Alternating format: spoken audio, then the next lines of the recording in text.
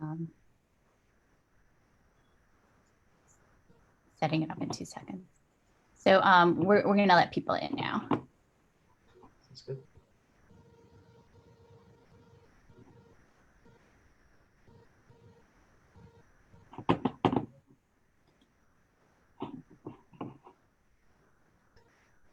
Brooke, good seeing you.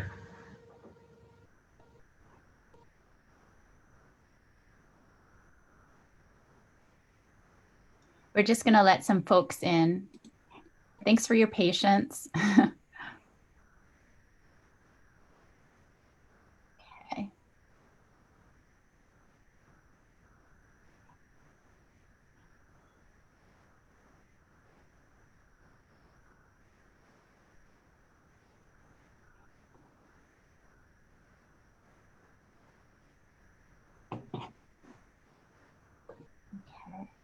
So I know that, you know, people will just start coming in because it's Zoom and I'll just let them in when they come in. But I'll just start with my little intro just so we can get going to make sure that we have enough time to talk afterwards too together. So thank you everyone for being here and welcome to the EcoArt Salon. I'm Alexandra Chang and I'm an associate professor of practice at the Art, Culture and Media Department at Rutgers, Newark.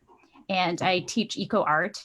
And I also am the interim associate director at the Price Institute, as well as the associate director of the American Studies program here. And I did want to recognize that Rutgers University Newark is on the unceded territory of the Lenape Nation. And I wanted to also recognize their community and generations past, present, and future. And I also wanted to thank our host, which is the Paul Robeson Gallery at Express Newark at Rutgers University in Newark, and also our sponsor for the past year and a half, which is the Price Institute. It's pretty amazing to think that we've been around for a year and a half now. And of course, between there has been the pandemic, and we did have a little break and try to rethink the format as we're, you know, becoming remote. So many people we're all on Zoom now, right? Because before, I know I was talking earlier to David because, you know, I had met him at an EcoArt Salon, actually, Jamie Bruno, who is one of the artists who was presenting, introduced me to him. And, you know, it was really informal and Zoom makes everything seem really formal. You know, because they're all presentations and they're all like, we're all in our little cubes, you know.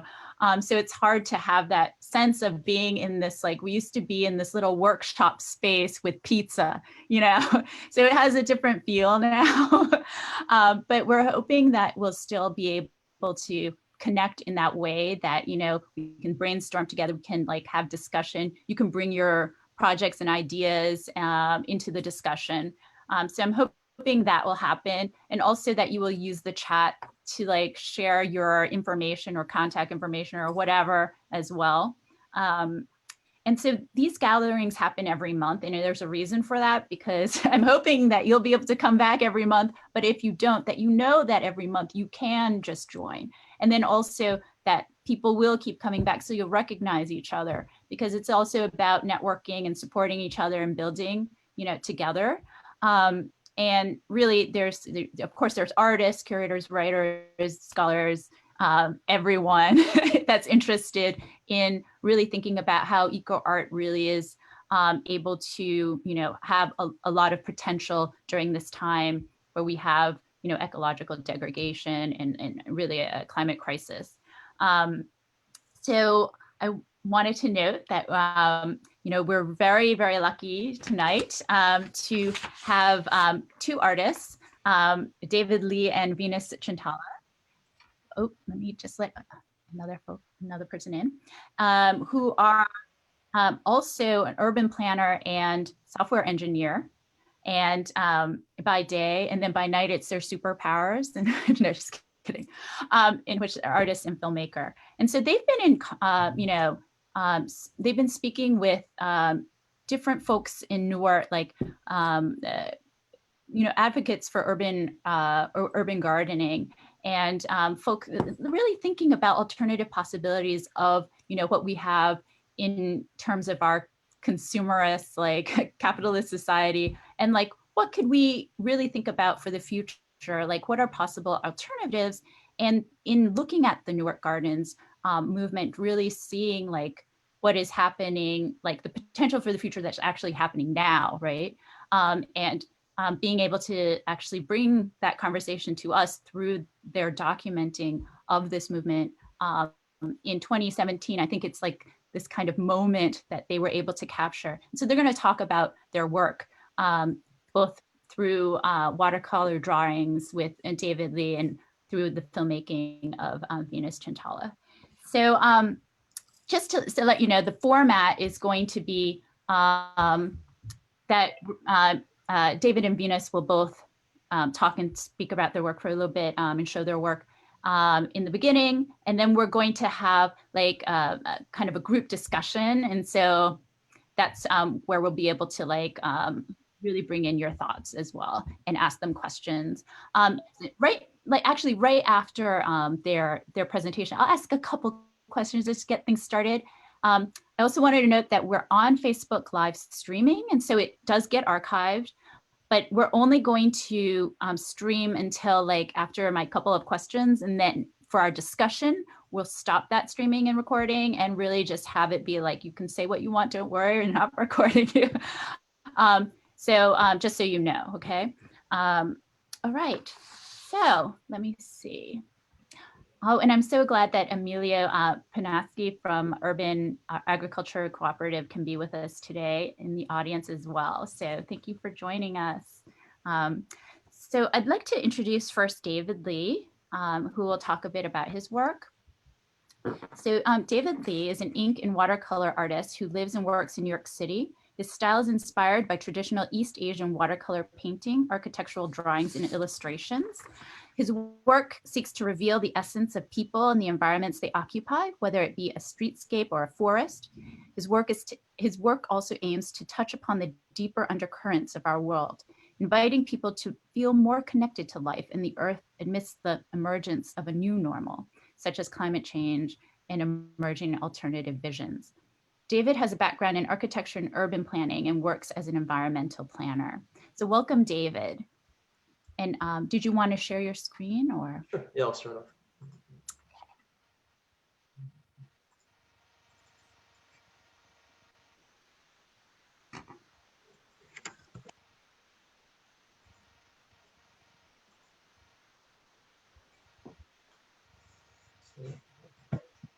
Okay, so yeah, good evening.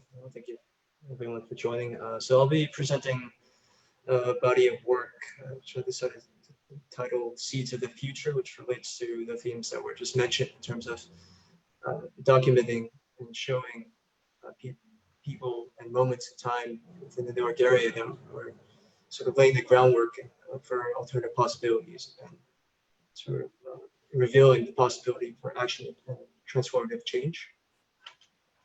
So I'll briefly describe for a couple of minutes the sort of genesis of the project and how this came to be and sort of underlying the key threads of this body of work.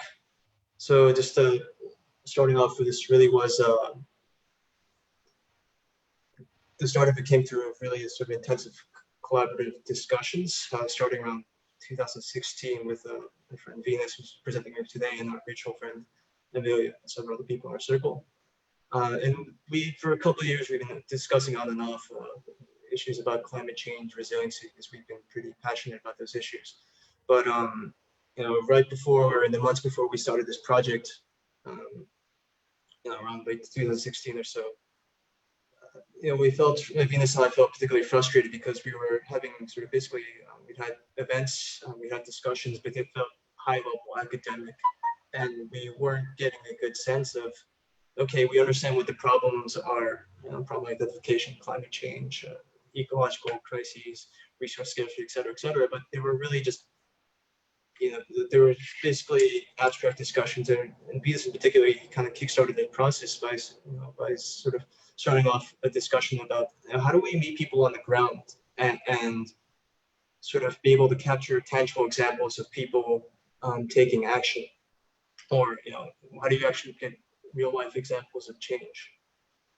And so that's sort of really was the sort of the spark that started this whole process. And we felt like, especially this related to sort of another issue we've been grappling with, was that you can explain issues like climate change, environmental issues in technical terms, but that really wasn't the core of the issue in many ways. It really was, how do you live with these existential challenges? And how do you explain this to yourself? How do you really know something like this? And it's simply giving PowerPoint presentations or sort of standard issue, technical explanations really doesn't cut to the heart of the matter, because climate change is going to happen one way or another. The real question was, how are we going to respond to this, psychologically, spiritually, emotionally? And we didn't quite realize it, at least for me, I didn't quite realize at the time, but it became sort of a seed of a realization that we needed to capture stories and tell stories, and find out what it means to live on this earth. Really ask yourself really profound questions about life, about why we do what we do. And otherwise, it seemed like we'd be doomed to repeating the same mistakes over and over again. For example, just keep chasing infinite growth. So it's really inviting ourselves in this project in a way, as an invitation to sort of reflect more deeply on the world around us, and not take life for granted, not take our existence for granted, but start asking ourselves, where do we want to go? Where are we right now? Where do we want to go? In the sense that's, this is and instead of trying to present answers to which I don't have, it's really more about sort of starting that, in a sense, an odyssey of discovery, of contemplation, of reflection, and as a seedbed for, creating possibility in life, having a sense of agency. So that this was a particularly interesting moment in time that was captured back in 2017. Sort of, this is right around, so I actually got to school in the university in Newark, at NJIT, like in the early 2000s, and it was just right before the gentrification trends, redevelopment processes had started, I guess around 2010 or so in Newark. So it was, I've been in touch with Emilio, and he was instrumental in introducing us to his network of gardeners. He's been involved with, some of you may know, he's been heavily involved with urban agriculture in Newark. And at the time, he was just starting up his urban agriculture cooperative, which is just developed into a fairly successful wholesale aggregator and distributor of locally sourced food in the Newark area. So at one point, Newark was sort of at an interesting moment in time, which like for decades, Newark had been kind of left for dead. All sorts of economic issues, social problems, and now there's this new wave of development coming in. It seemed like a really interesting, unique moment in time, which we came to realize, especially after about a year into this project, that we were capturing a historical moment, and the future was kind of up for grabs. And this is particularly important for us because. For me, it was because there was something really interesting that wasn't really being told, especially around that time, which was a story of urban gardening, or people engaging in things that weren't necessarily captured in sort of breathless stories about economic redevelopment of the Renaissance. That these are people more or less under the radar, but it seemed a lot more important in many ways what they were doing. They're building new skyscrapers or building boutique retail shops. So this was So I'll begin just to explaining briefly each slide and the story behind it. So this is Whole Foods in downtown Newark, which many, those of you in Newark are going to be familiar with. This is kind of a random moment that happened. I come in with Emilio and Venus that day to downtown Newark to start sort of side visits, basically. And it was really striking to me. It's sort of this chic industrial space. Environment that's sort of old and quote unquote old and new are kind of colliding together, sort of the newer this professional class, upper middle class residents is sort of in the background versus presumably local Newark residents who dress quite differently. And then it's sort of the blue collar workers and employees of the Whole Foods establishment. So it seemed like this sort of interesting sense of change, and for me at least, there's a sense of uncertainty about where is Newark going? what's going on. Next is this is a gentleman named Frank. So his background is really, I spent the day, this is a sort of picture I took while I was helping him for an afternoon build some planter boxes I'd been connected through Amelia. Yeah, it was he was a very interesting person to meet because I spent time building planter boxes and helping him, put in screws, like the lumber, but also he helped me just, realize that, the gardeners, a lot of the gardeners that I was encountering, people like him, were motivated to take, to do things like what they did, not as some sort of hobby or some sideshow, but really because they had deep-seated, in different ways, in their own ways, deep-seated ideas about how they wanted to live their life, that they had visions about. And he was telling me that how he wanted to build naturally, and telling me his critiques of sort of big agriculture and sort of the industrial complex, which is trying to beat the earth into submission, right, and dominate it. And his take was on it. It was just he wanted to go a different way, and his life seemed to embody that sort of being opting out of the system and going his own way. It seemed like I was just trying to honor his passion rebuilding, and his courage in a sense. So yeah, this is in the West Ward. Let's see here. Sort of the very early, sort of showing the early start of the growing season. So this is right around early April, so quite cool. Next is sort of relating to the themes that I talked about in the first image first painting I showed, which is this is near in the Lincoln Park district. This is what's now if I remember correctly, it's just a teacher's village or apartment complex. So this is right around when this is around the same time in early April when it's still being constructed, still very much a construction site. Still later, there's a playground and people seem to be living pretty successful complex. But it was interesting because it seemed like this is showing sort of different layers of Newark as well. So it's literally seeing new construction, but sort of side by side with older buildings in the background. You see in the background from the 1970s, or I guess around the 1970s and 60s, and sort of all the different layers kind of melding together and asking a question: where is Newark going to go? And just trying to capture sort of this sort of for me at least was a sense of uncertainty and somewhat ambivalence. Next is this is right around just getting towards middle of the growing season. So again, showing this one of the ideas was showing the passage of time throughout the entire growing season. So this is right around when the plants start blooming. You can see here the trees, and this is in West Kindergarten, Lincoln Park district. This is an interesting day because this is a volunteer day. So, but roughly about half the people came through a nonprofit from a halfway house of ex-cons. Who, if I remember correctly, had a landscaping construction experience. So they would bring their equipment and do landscaping or some construction work. And they were working together with local high school students from the Newark area who were volunteering that day. So they were working together to construct planter boxes, build benches, clear out debris and help clean it up, and basically renovate what would have been a sort of an abandoned vacant lot into from what I was told by Emilio, this was a really successful garden. Again, this is really about capturing a moment in time, because much of what you see now doesn't exist anymore. For example, the fence was removed and the tree you see in the background was cut down. And for me, it was unique because it was like, in hindsight, it was almost like I'd been invited to a secret garden in the sense, seeing a space that I hadn't expected to see. And it was interesting because I showed this in preview, shows to other people in Newark, and I remember a new resident, he was telling me he had no idea such a thing existed in Newark. I thought it was all concrete and fancy buildings. Next is towards right in the middle of the growing season, and this for me was a particularly striking moment because there seemed so much going on here. This is in Roseville, sort of towards sort of around the northwestern section of Newark near Bloomfield. And this is in a fairly rough neighborhood.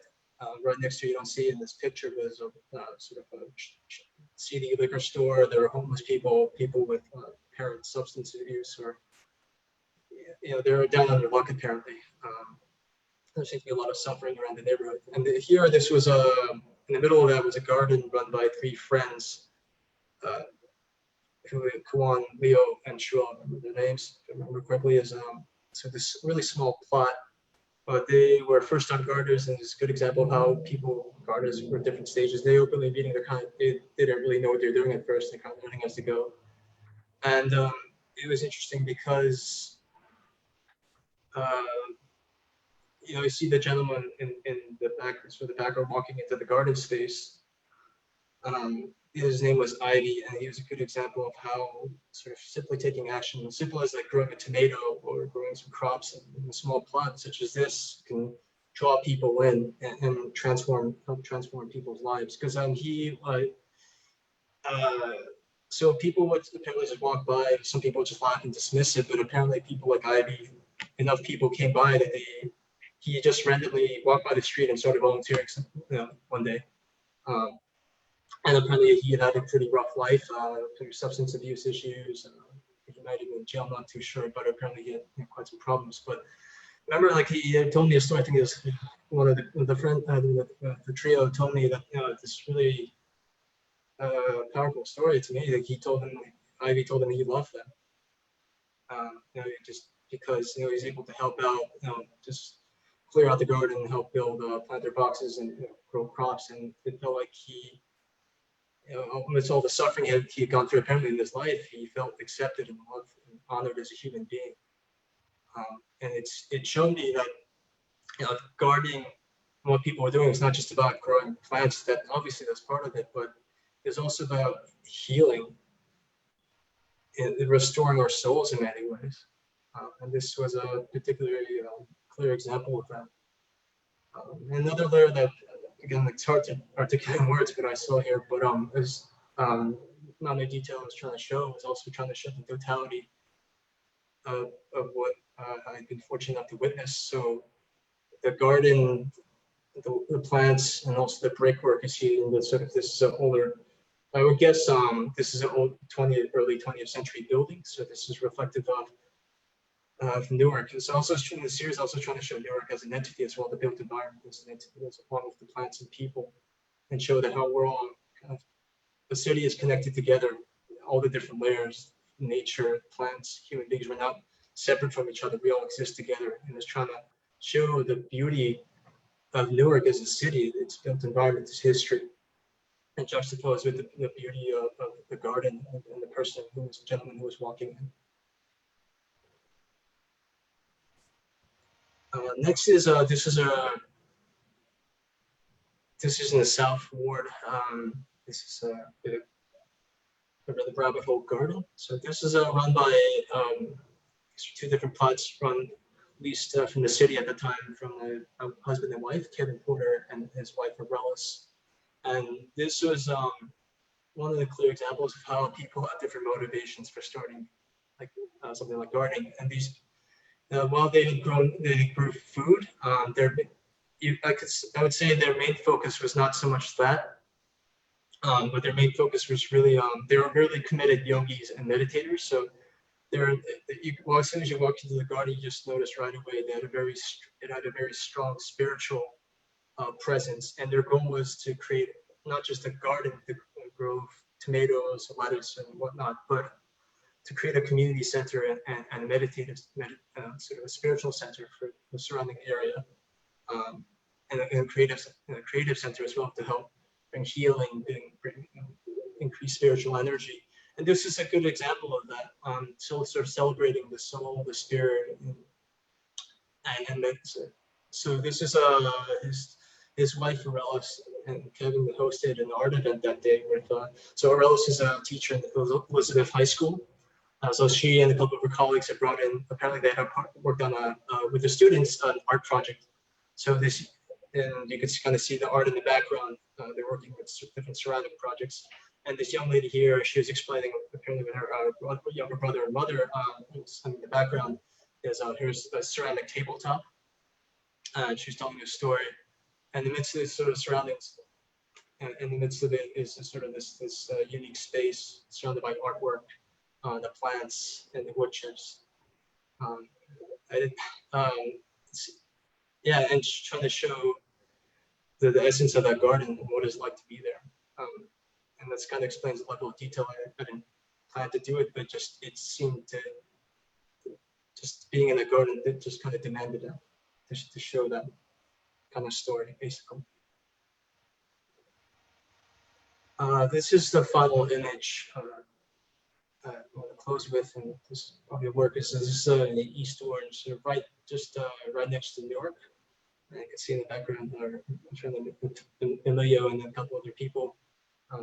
So John lady, master gardener. She was a master gardener. Her name was Carla Green, in the center of that image. And then I was there that day with Emilio and other attendees, listening to a seminar on planter bed gardening. And so I was taking a photo of that. And it's one of the photos I took of that day. So I showed to her. So it seems like a good reflection of Carla's spirit, her profound knowledge of gardening, her passion for it. She was also, being a teacher that day to everyone who attended. And here, this was, I only realized this after started painting this, just how, not just Carla's spirit, but also that spirit of that garden as well, just how it was almost like, for me, like looking back on the Garden of Eden, so lush with life, so alive, the plants are speaking to us in a way, you could say. And people kind of just, people there just kind of honor that, I suppose. So anyway, I want to, just show that as well. So the people, the plants, everything about that garden. And it seemed like a good way to end it. And this is just hitting the end. This is right towards the beginning and end of the growing season. Just late August, I think. So. Great. Thank you so much, David. I know there are some questions in the chat. I wonder, did you want to answer them now, or did you want to hold them until later during the discussion? Sure.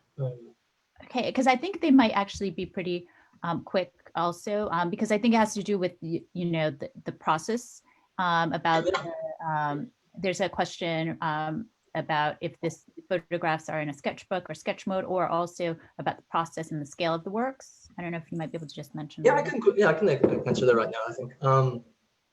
First question, the process. The process, I'll explain really briefly. So I started with just literally just going around and meeting people, the gardeners through Emilio, and then so I would spend the entire afternoons, like I explained with Frank or Carla, so I just have conversations with people and get to know them, even if it was for one day. And I would take lots of photos, so I ended up taking like 200 plus photos as reference photos, just people to capture. And then after those photos, I'd I ended up selecting 7, and then create pencils. So basically, it's kind of borrowing from, I guess, cartoon or anime techniques. So start with a pencil sketch, and then apply ink, and then apply watercolor. And also borrowing a bit from architectural education. So I would use, especially for the buildings, use architectural drafting techniques. So use a lot of T-squares and rulers and so forth. So it's some technical detail, but but the idea was, it's kind of a means to end. It really was to really have the watercolor, especially the ink drawings, to capture the spirit of what was being shown. So that was the process, and the actual sizes of the pieces is so the smaller works you saw, like were 9 by 12 inches, and then the larger scale images are 14 by 17. So those are the so the combination of the smaller scale and larger format pieces. That's great. I'm sure everybody is like super impressed with that there. It's like hand drawn, that detail is amazing. Thank you so much, David. And we'll talk more too, because there's so much within what you just said that I'm sure people want to reflect and talk more about. So now I just wanted to turn to Venus and his work, and just give a brief introduction with his bio, and then I'll hand it off to him. So Venus Chintala is an amateur filmmaker who made New York City his home for the past 12 years. He's fascinated by the expressions of life in all beginnings and tries to capture them for others to see.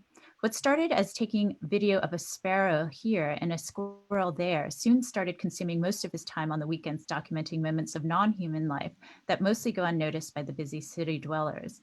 His current film, Seeds of the City, revolves around gardening in the cities, the stories of those who share a passion for growing for reasons that would soon surprise him. Venus is a software engineer by profession. So welcome. Thanks, Alex, for the introduction. Yeah, hi everyone. Thanks for tuning in. So I guess I'll quickly start because it's a film. I'm not going to be talking much. I want the people in the film to talk instead of me talking and boring you. So I guess I'll give you a little bit of introduction how this work started. So David and Emilio were kind of um, organizers of a kind of a discussion group called Workable Cities. So I think it started in 2015, right? I used to go to their event. I saw this, I think, on Eventbrite, and I went to their events. They were like once every few months, and it just we're kind of very similar to what we're having right now, right? So I used to go there, and then we used to kind of brainstorm like all the big global issues, like starting from climate change, income inequality, and then automation taking away jobs, and you name it, like all the big mega issues. So we've discussed that. In fact, that went on for like 2 years, right? On and off. We've been discussing all that. And then at some points, it like what I started realizing is maybe I'm just living in my own bubble and own thoughts, right? I started to feel a sense like I'm not connected to what's actually going on the ground. I'm just thinking in my own head, in our own heads, right? Also, like I used to watch a lot of TED Talks on the same topics, and then after a while, it kind of became like, okay, if the problems are at this global level, right, like which are climate change and then globalization and all that, maybe the solutions would be like the change that we want to see would also be at that same level. Like it would be spectacular, maybe some invention. Also, just to say, like I'm also from the technology background. So kind of I had a notion that the solution might be like world groundbreaking and world changing and whatnot. But then what as I said, I've been realizing that there is something I'm missing, right? Like that's when I kind of said, okay, I wanted to see to David and Amelia, I wanted to see what's the change that actually happening on the ground, right? I don't want to theorize anymore. I've done enough of it. I just want to see what's the change that's happening on the ground. And then Emilio is the one who actually was so instrumental in is like, okay, there is some change going on. I'll introduce you to some people, right? Like, and then same thing with David as well, right? So that's how this whole thing started. And over the filming, right, over the period of this filming this documentary, I kind of got to see how actually change looks like instead of like theorizing and all global level. I actually got a glimpse. I felt like I actually got a glimpse of how change really looks like on the ground, right? It's not what I imagined it to be, like a great big invention or whatnot. It just changes the whole world. No, it's actually very small and very slow, but it's actually more tangible. I can actually relate to it. It's on the ground. I can see it. I can talk to them, right? So in this 20-minute kind of a preview, I'm gonna share. We're gonna be hearing from Kevin and Tobias. So they've actually taken abandoned lots in the city and then they've transformed them into beautiful community spaces, right? So you're gonna hear something from them, and then you will hear from Emilia, who actually helped local community residents create gardens, community gardens on whatever vacant lots they can find. Like this is not easy to find the lot. Like you start a garden and then you realize the owner wants, hey, I want this land back, right? Now you have to move. Like it's not easy. So you're gonna see some of the problems they're gonna face. And finally, we're also gonna see like some of the gardeners, like Brooke and Shraddha, who are, in my opinion, like literally growing the change they want to see in the world. So with that, I'm probably going to start in a bit. And there are, I think, Emilia and Brooke are in the audience today. So hopefully at the end of the screening, you will get to talk to them. All right. So let me share my screen.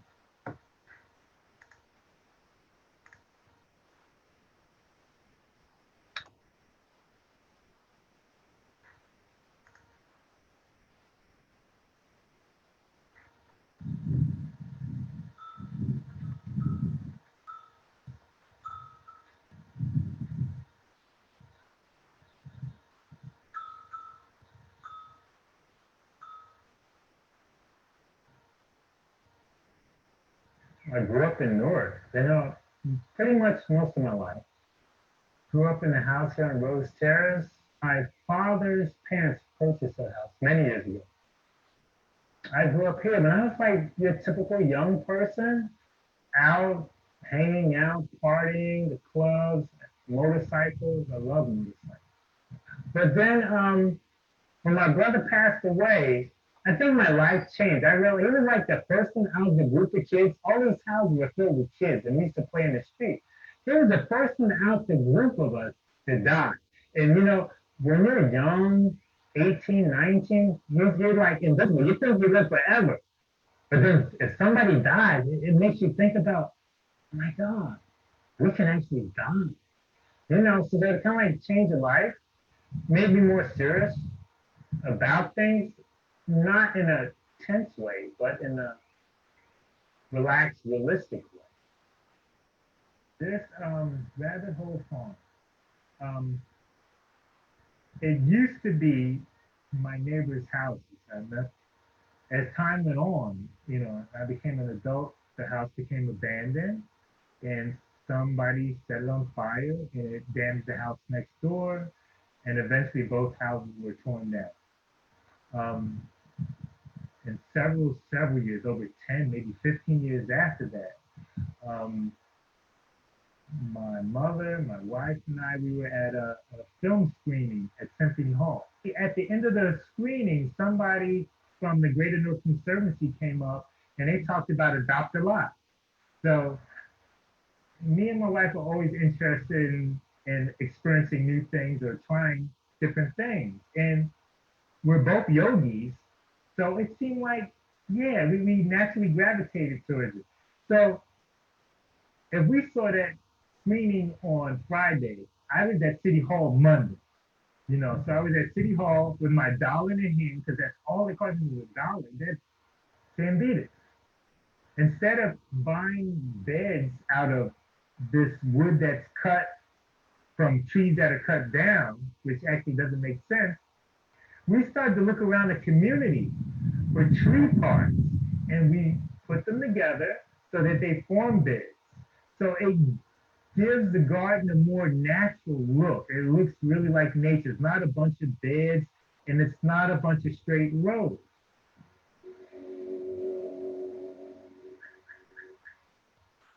My sister-in-law, who is our main farm, who does most of the planting. My wife is the person that helps with the planting and harvesting. I do the watering, and they call me. I am the PR guy. So I moved to New York City in May 2014, and I moved here for my job. And coming out of graduate school, I always wanted to have a garden. I visualized a garden for myself. And so coming into the city, living in the city, there wasn't really an opportunity to garden. It was a lot of buildings, a lack of sunshine, and feeling kind of like I couldn't breathe, suffocation. And so after a year of living in Manhattan, I was looking for other housing. I'm not exactly sure how Newark came on the radar. It was probably Craigslist, to be honest. I didn't have a car. So I rented a car from Fort Lee, and I came down to Newark. And my first reaction was a little bit of shock and fear, because I wasn't used to a city like Newark, New Jersey. I can't quite explain the feelings, but it was like, can I live here? This is like a little bit frightening. just kind of out of my comfort zone. After this experience, everybody that I knew in New York City was not supportive of this decision. They were like, why would you live there? It's very dangerous. How are you going to walk your dog at nighttime? You're going to get robbed. You may even get killed.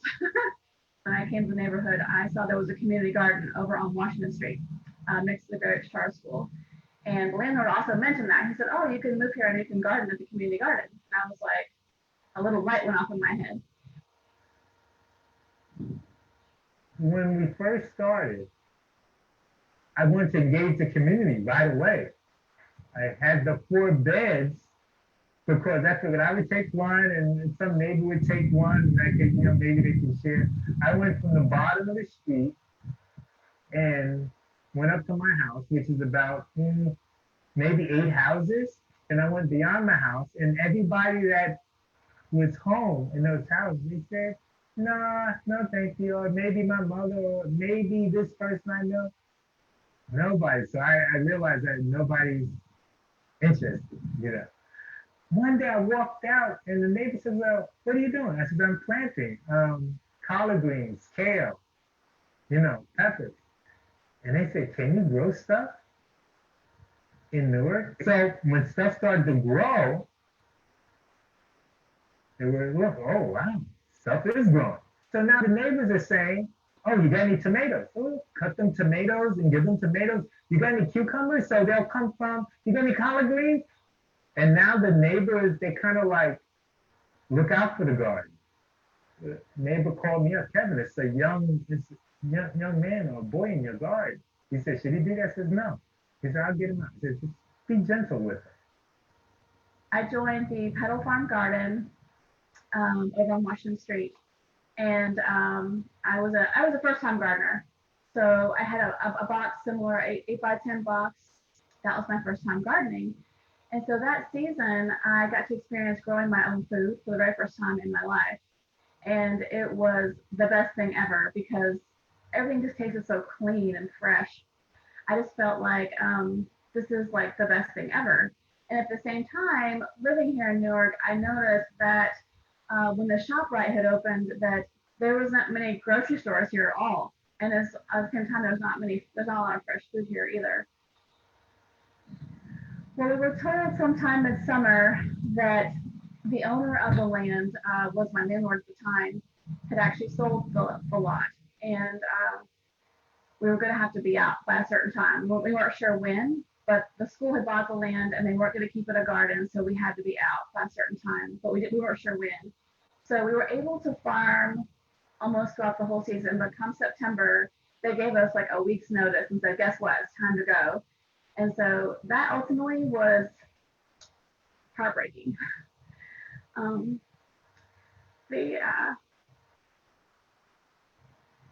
The garden is why I moved here. And so when we had to go and break it down, it was like just devastating.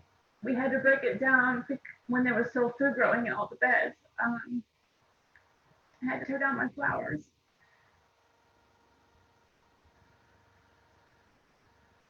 We're in the Lincoln Park neighborhood of Newark, and my neighborhood. We're in one of the areas of Newark that's really quote unquote up and coming. There's a lot of mostly residential development here. So if you were even look just right behind you, you see a new apartment building. There's new condo buildings. There's a new school that's getting upgrades over there. So there's a lot happening here. It's really positive. It's good. There's not a great plan or emphasis on green space. This site here is owned by a private owner, and it's next to the offices of Lincoln Park Coast Cultural District, a local nonprofit here. So we had negotiated use of this large lot, perfect spot for a community garden, after a few years of trying to get a garden to be more permanent in this neighborhood and having to move a few times. Just in the last few days, I think there's some development options being explored. I don't really know the whole story, but we were asked to hold off on building. However, Lincoln Park gave us access to this lot right behind.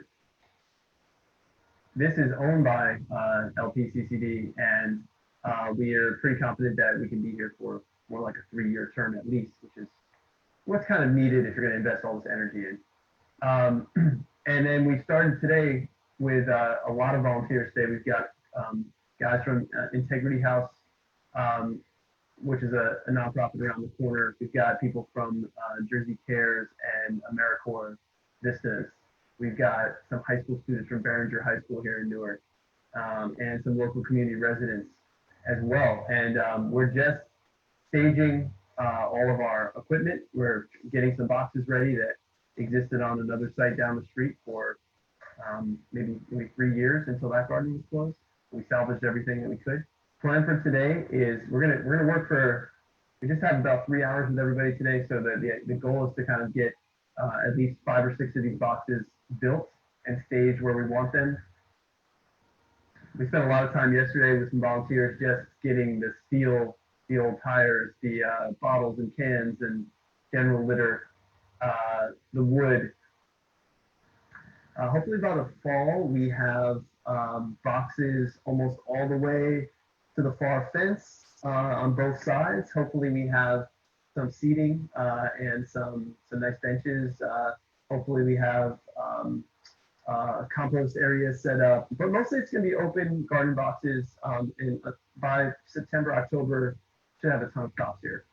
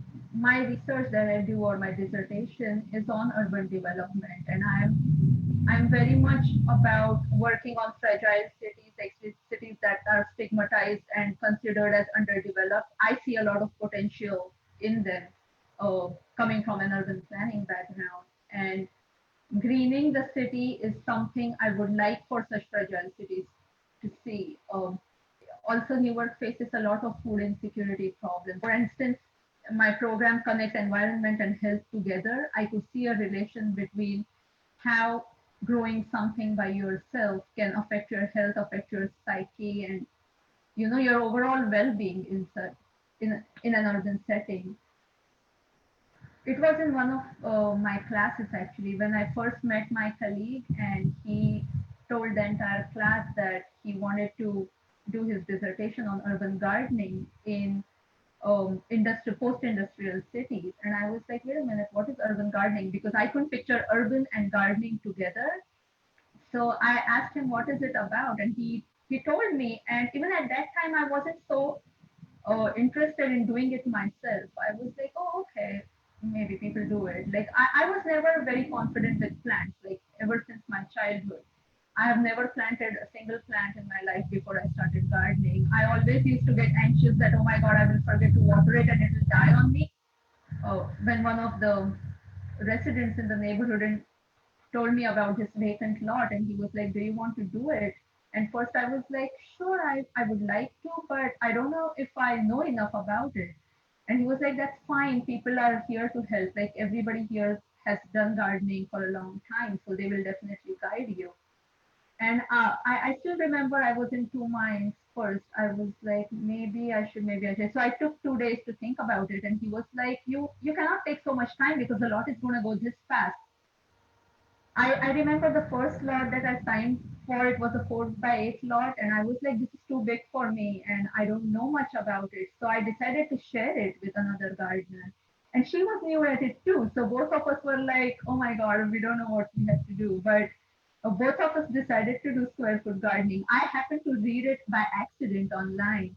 And since I have an architecture background, like every square inch of space means a lot to me. And you are doing a square foot garden, you kind of have an idea. So, okay, I have a 1 square foot space and I can grow 5 lettuces here. I can only grow one okra plant in this space. I can grow one tomato plant or one pepper, but I can grow more radishes in this. So it kind of gives you an idea to organize your vegetables in a way and get maximum produce of every square inch, as I said. Um, Another thing is about companion planting. So my next step was to see about which plants do well together and which plants don't, and learn about combative planting as well. And that gave me an idea of how I should lay out my plants. So peppers, tomatoes, basil, herbs, they all kind of went onto one spot. Also, I had to look at the sunlight, the light direction, because tomato plants tend to grow really high and they should not shade the other plants. So this was all by talking with people and simultaneously reading stuff online.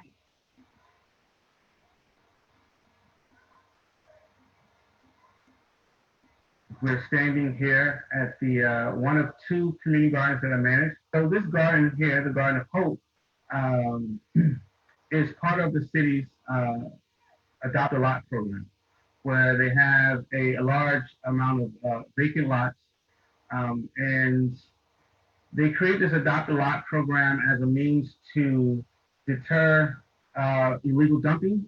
Prior to adopting this lot here, it was an eyesore in the community. A lot of illegal activities, a lot of just massive weeds just growing all over the place. It's very neglected. We started again about 2 years ago cultivating this space, and we've seen to develop it to about where we have about 20 plots. The approach I take in community gardens is I don't assign plots to anyone. I don't rent plots to anyone. I take a very communal concept. So we went from being villagers to becoming very individualistic, where we become more concerned about ourselves or the properties that we claim ownership of, you know? So I noticed that with community gardening, people seem to take that same approach, whereas they claim ownership of a bed and they're really concerned with what goes on in that particular plot, you know? And I don't take that approach. And I get a lot of, a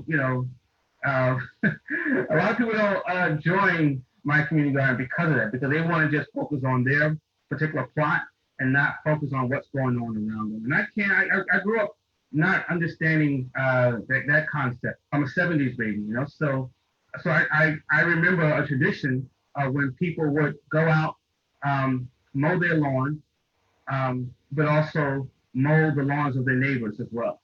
And then the neighbor would take turns and do the same and return that act of kindness. That was common practice that I remember growing up as in the 70s, you know, and it faded away, but I hold on to those values. And I bring that into the community garden atmosphere as well. So I tell people, hey, look, you participate in the management and upkeep of the garden, and you get to benefit from everything that's being grown, not just from one plot, but the 20 plots that we have in here. So I became indoctrinated into the Occupy Wall Street movement back in 2011. And I got exposed to it in October, the first week of October, 2011 to be exact. And I got tired of hearing national media downplaying what was going on. So living in Newark, it was just a PATH train ride over to World Trade Center and a few blocks away, I can see for myself what was going on. And I did that. And I was completely blown away.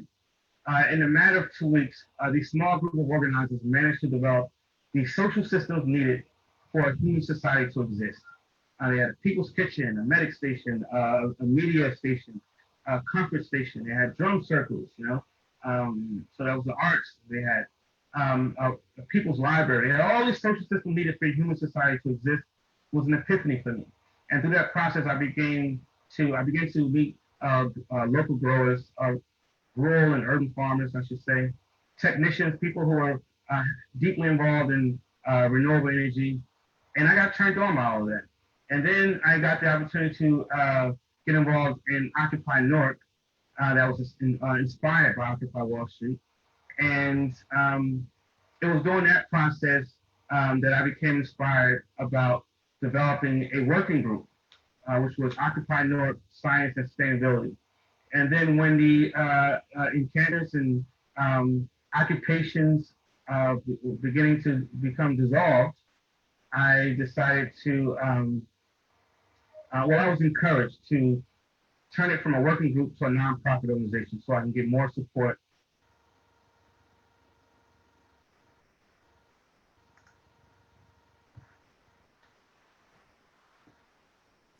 Great. Thank you so much for sharing that. It's just amazing to be able to hear all the different, points of view that you were able to bring out. And it's beautiful to hear, like, you really notice the sound too, like the little subtle sounds. It was wonderful the way you were able to do that. I want to be able to open this up for discussion. So I'm just going to ask like one question that's like two parts, and then open it up for other people. And also Emilio, if you wanted to join in answering the questions, that'd be great too. And we saw him in that video. So it's kind of like two parts. One is really like your plans for the projects when you are coming to actually do them, like how you wanted to go around to use them, like to start dialogues or maybe have showings to start engagement in this type of work. And also interrelated with that, like it being important now, like thinking about 2020 and the pandemic and everything that it underlined, that we were missing or needed or, and like, what do you see, like, your work situating and like, this is such important work now, right? Considering food justice, but also, all these different, all these things that were highlighted that, infrastructurally, like we're completely lacking or need. I